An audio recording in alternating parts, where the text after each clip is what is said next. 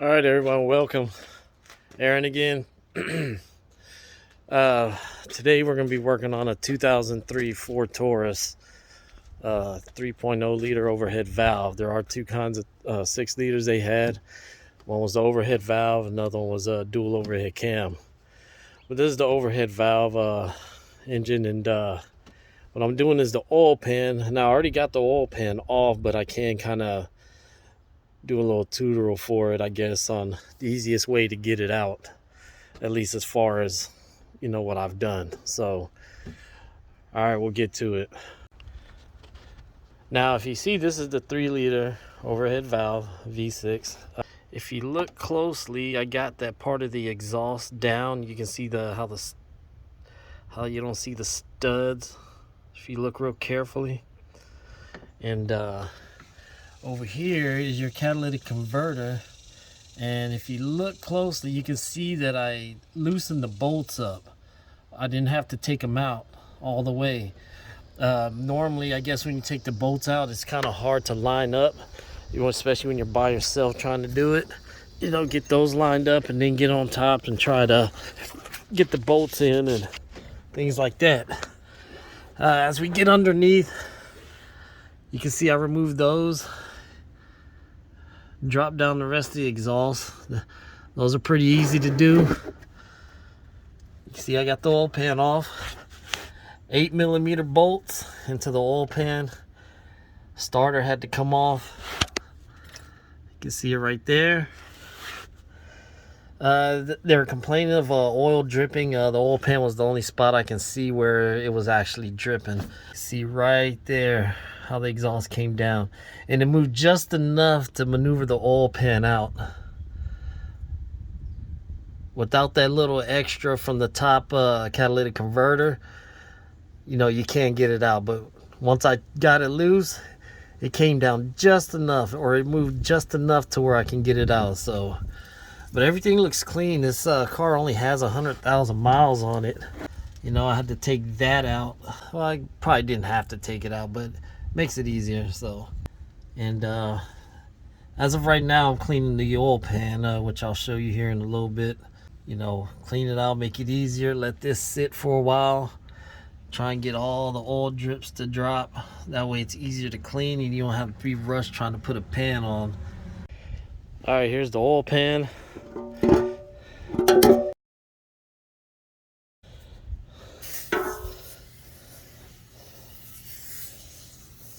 You're probably wondering what I'm using. I didn't have any brake clean, so Tough Stuff is really interior cleaner, but it's a multi-purpose cleaner. I have real good luck, cleaning off oil stains and everything. So, but as you can see, it works pretty good cleaning all the sludge it had in here. When you do your own oil changes, sometimes you run into one of those drain plugs that seem kind of stripped out, and that's caused from people over tightening and sticking it in wrong and with the cross threading, and they'll still go in and out, but it'd be best to put like maybe a crush washer or a gasket on the drain bolt. All right, oil pan's clean. Next part is going to be the block. All right, we're back under the vehicle. I'll do best I can to show y'all. You can get yourself a scraper and just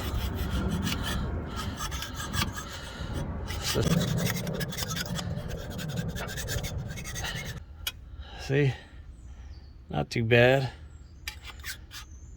That's just getting the crud off. After that, I'll get a rag and some kind of cleaner, and I'll clean the rest of that off, and should look good. You see where the oil's still coming down? That's why I'm gonna wait a little bit before I put the oil pan back on. This here is what you call a cam synchronizer. All right, it's basically like a distributor. What they had on the old school vehicles. And this is a 2003, and this is what they did was they kind of still had, I guess, what is kind of like a distributor, except it was it had the cam sensor on it. So it's driven by the cam and all that stuff. So if you look down in here, there's a 10mm bolt with a big washer, you know, that you use that to loosen it up. So we're gonna loosen that up and take that out. This is a lot easier, you know, because I had a lot of stuff off. Plus I zip tied this harness, you know, to here. Gives it a lot of room. Now the first thing you want to do is you want to mark this tab right here. Normally it comes with this synchronizer tool, but no, this is one of the easiest ways to do it. It's, you know, same way you do it on a old school vehicle. Like if you wanted to swap out the distributor, or if you want to take it out to do something, you remember what position it's in, and you can stab it the same exact way. So we'll get this out. As you can see, that little tab, see where the tab moved? It went from this position to that position. You know, so we mark it. That's basically how we're gonna do it. All right, the part I got is by World Power Systems. I got it off of Rock Auto. You know, Rock Auto is a third party, you know, deal. So, you know, I never had this brand before, but people swear by some of this stuff. So this is the alignment tool. We're not going to use it. What we're going to do is just position this same way. So let's compare it.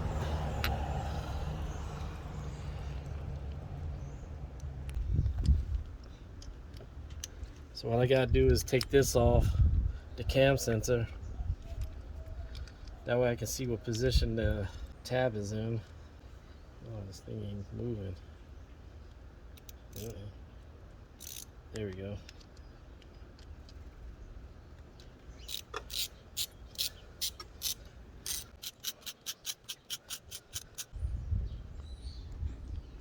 Let's see if we can get this bad boy off. What do you know? Look at it. So what we're gonna do is we're gonna position it about there. So as you can see, about that position. And we'll stab it in. See if we can get it in there. All right, there we go. So put this bolt back in, tighten it down.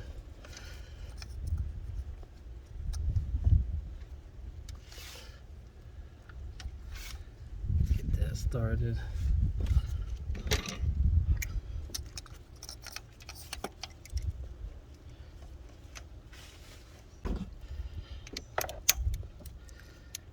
Hand tight.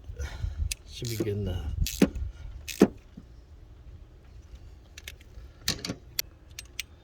Put this back on.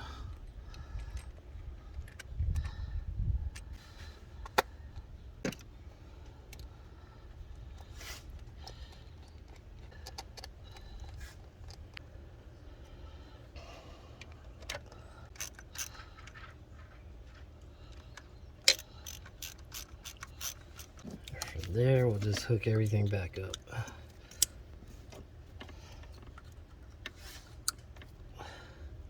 I get a knife, cut that out, and I'll show you the way the harness lays in.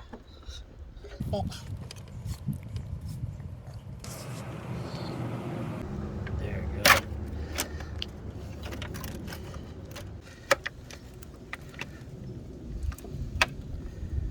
Alright. Take these off, you can mark them 1, 2, and 3. 1, 2, and 3. That way you don't forget what position.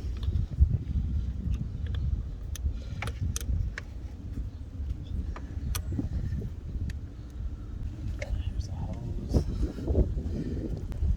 Alright, this goes here.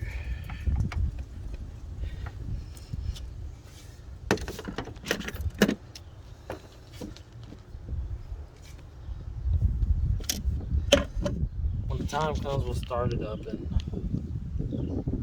it should start up with no problem. But if not, we probably have to loosen this thing up, this cam synchronizer, and maybe turn it a little bit here and there. But for the most part, it's in position. In the meantime, we did little maintenance, you know, cleaning all this, the throttle body from all the gook that was there. It needed a throttle position sensor, and this leaks right here, so it needs a new gasket, and we're going to take that off and replace that later. Yep.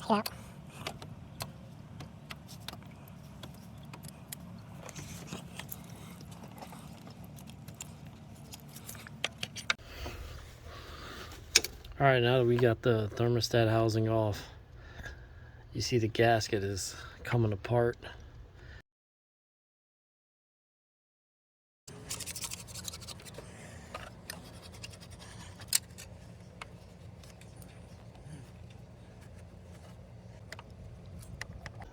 Soak all that up.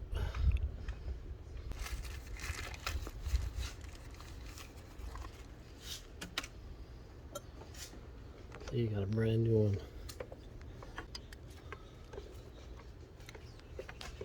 And then you got this one.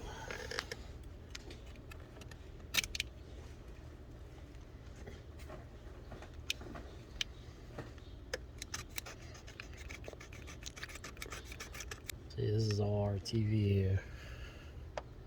If you don't have a dry, clean surface, RTV is not gonna really seal for you. It'll leak every time.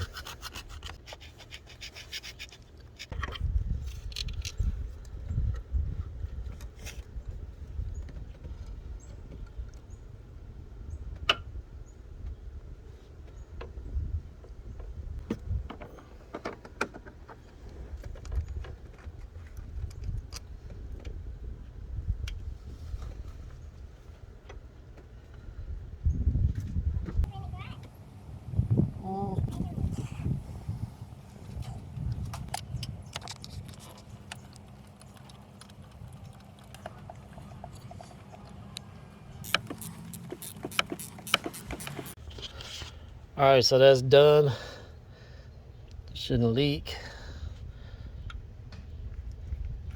But once we get it all started up, everything will be tested out, and we good to go. Okay, that goes there.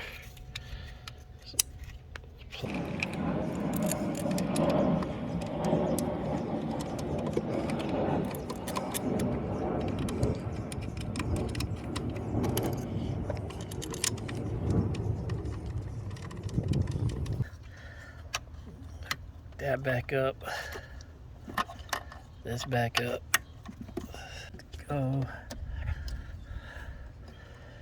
The spring.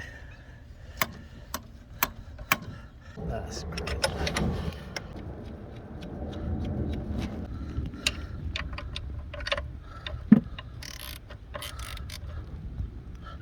Now the next thing is the mass airflow sensor. You can just get some alcohol on a Q-tip, you know, and just slightly rub it. All right, we got the new gasket. As you see, you got to put RTV on the mating surfaces. You know, you can see it there. There, and then right there. All right, let's fit this bad boy in. Got the oil pan up in there. Now we just gotta get the rest of the bolts in and tighten it up. I'll finish with the Ford Taurus 2003. Just as a recap, we changed the cam synchronizer. We changed the gasket here. What else? Oil pan gasket. We did some maintenance. We cleaned the mass airflow sensor, cleaned the throttle body, changed the throttle position sensor. All right, let's start her up.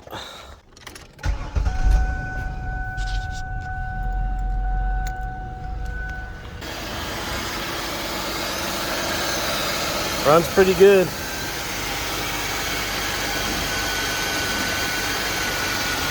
Originally came in for issues of some drivability issues. Had when you take off, it tended to jerk into gear. It didn't seem like it was a transmission issue. It seemed more of an engine issue than anything. So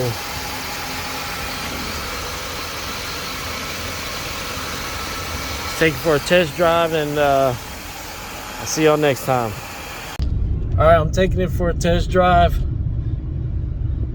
Everything seems to be working good. There's so far no jump when you take off from a stop. I guess that'll be all for this one. Bye.